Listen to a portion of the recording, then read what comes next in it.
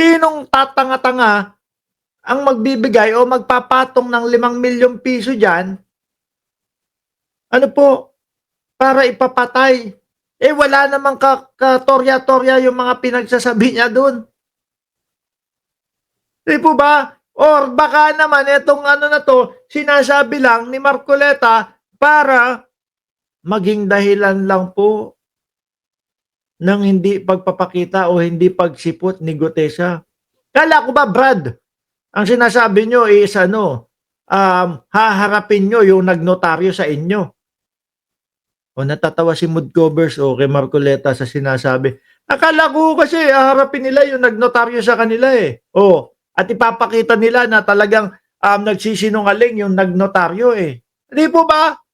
Kung ako yan, hindi ko palalagpasin. Pati si Gutesa, sasabihin ko, Ma'am, saan nyo kami nagpanotaryo? Bakit ngayon binabaliktad mo kami? Di po ba, mga kababayan? Pero parang, wala na silang wala na silang plano na ipakita si Gutesa dito. Oh, Gutesa, Sen? Basta wag lang nilang takutin kasi ngayon may nagsasabi ba? na meron daw siyang 5 milyon na nakapatong sa kanyang ulo. Kaya Grabe, no? tatago yung tao. pagtatawanan na lang kayo ng mamamayang Pilipino dyan sa pinagsasasabi ninyo. O di ba? Ang hirap paniwalaan yung mga pinagsasasabi ninyo, mga boss. No? Para bigyan ng 5 milyon yung papatay kay Gutesa? Diyos ko po, Lord. Pero ang tanong natin, ano nga ba talaga ang totoo? Kasi dito, mga boss chief mo, sir, alisin ko itong net 25 Diyan sinasabi nila, may patong na 5 milyon sa ulo ni Gutesa. Pero ito naman mga bossing, iba naman yatang dahilan ito. Sir Miko Boys, shout out po sa inyo.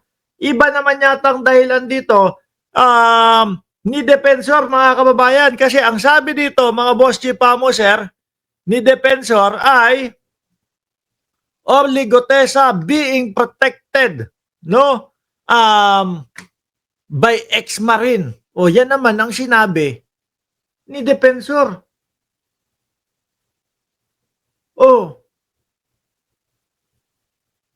Former Anakalusugan Party List Representative Mike Defensor on Tuesday said, Mike Arroyo, sorry, yung Mike Arroyo pala kanina nabanggit ko, ano po pala yun, first gentleman ni Aling Maliit, no? Mike Defensor, mga kababayan. Former Anakalusugan Party List Representative Mike Defensor on Tuesday said that surprise witness Orly Gutesa is currently under the protection of his fellow ex-marine. Sinasabi ni Marcoleta, ngayon meron patong sa ulo. Ito naman, sinasabi naman dito kay ayan, may mga kasama siyang mga ex-marine na inaano siya, pinoprotektahan siya. Ano ba talaga ang totoo? Di ba, 1 litro lang ng emperador at saka boy bawang, okay? To recall, Gutesa was introduced in the Senate Blue Ribbon Committee hearing last week by Senator Rodante Marcoleta saying that the man reached out to him through the help of Defensor. Ito yung talagang nagsasabi na nagpapatunay na palabas ni Marcoleta ito at ni Mike Defensor.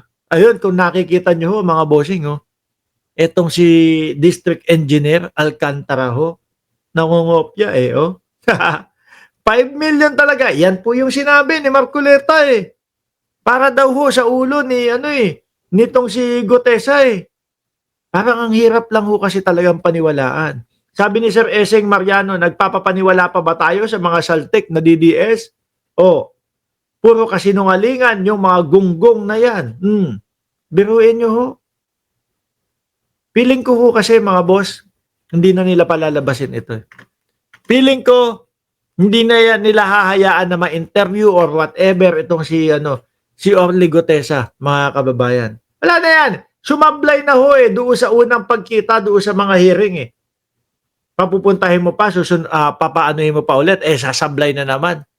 Di po ba? At eto pa mga bossing, isisingit ko na din itong vlog na ito dito po kay Marcoleta, mga kababayan. may nakita akong mga vlogger na nagpapakalat po nito, oh. Ayan. Oh. Nakalagay diyan, ayan oh, may hashtag Marcoleta, everyone, followers, highlight, ambush. No, Senador Marcoleta, munti ka na daw ma-ambush. Nung pinakita yan, mga bossing, ayan lang, ganyan. Tapos mukha ni Marcoleta. Tapos sabi dito, video sa pag-ambush kay Marcoleta, hawak na ng autoridad. Meron bang ganitong balita? Parang wala naman akong nakikitang ganitong balita. Baka naman ambush me lang ito, ha?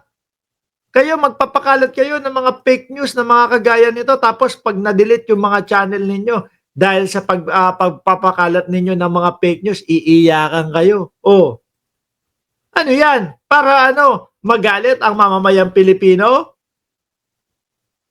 Kay Pangulong Bongbong Marcos, kay Martin Romualdez, etc., etc., para pagbintangan na meron talaga.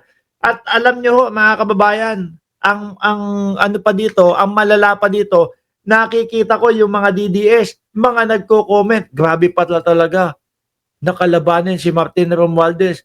Grabe, tingnan mo, mag-iingat po kayo. Rodante, Marcoleta, etc., etc. Ang daming naniniwala eh. Ano ho? Napakadaming naniniwala, mga boss ni Pamo, sir. Diyos ko, Lord.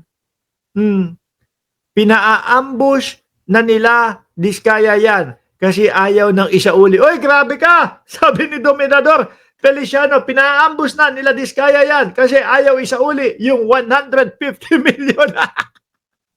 Sabi naman nung si Ramon Tulfo, ano yun, 120 million. Sabi naman po ni Ramon Tulfo, ano naman daw yun? Kumbaga, is hindi naman daw si Marcoleta. Yun. Sabi ni Saint Benedict, kung totoo ang balita kay Marcoleta ambush, nasa mainstream media na yan. Oho. No, nung sinipat ko, yung kung sinong vlogger yun, hindi ko din ho kilala eh. Pero parang puro mga DDS ho, yung mga yung mga content niya. Oh. Biruin nyo, no? Bag, masama to.